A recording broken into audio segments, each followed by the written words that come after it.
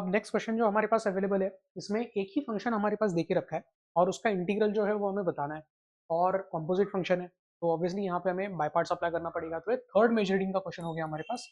जहाँ पे by parts के एप्लीकेशन के बाद हम लोग जो है वो क्वेश्चन का आंसर बता सकते हैं। तो इंटीग्रल क्या लिखना पड़ेगा, हमें इंटीग्रल लिखना पड़ेगा 1 इंटू क्या लिखना पड़ेगा,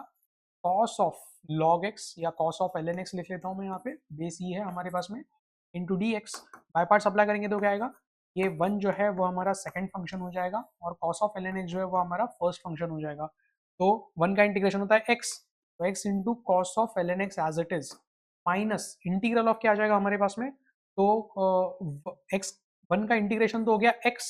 और cos ऑफ ln x का जो डिफरेंशिएशन है वो क्या हो जाएगा, वो हो जाएगा माइनस ऑफ साइन ऑफ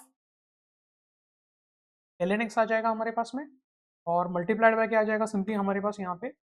जो ln x होता है, ln x का डिफरेंशिएशन चेन रूल से डिफरेंशिएट कर रहे हैं ना, तो ln x का डिफरेंशिएशन हो जाएगा 1 बाय एक्स इंटू क्या आ जाएगा, x और x कैंसिल आउट हो गया, माइनस माइनस प्लस हो जाएगा,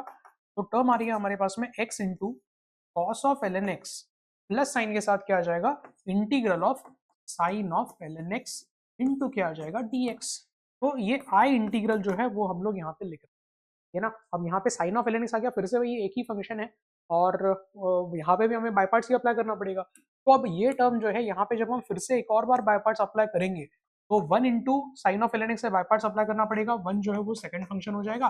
साइन ऑफ ln x जो है वो फर्स्ट फंक्शन हो जाएगा। तो इंटीग्रेट करेंगे तो क्या आएगा, देखो हमारे पास में बस इसी पार्ट का इंटीग्रेशन लिख रहा हूँ मैं अब यहाँ पे, ठीक है ना। इसका इंटीग्रेशन क्या आएगा हमारे पास में, तो एक लाइन में या इधर ही ऊपर ही लिख लेते हैं, आई जो है लेफ्ट हैंड साइड में वो आ जाएगा हमारे पास में x into cos of ln x,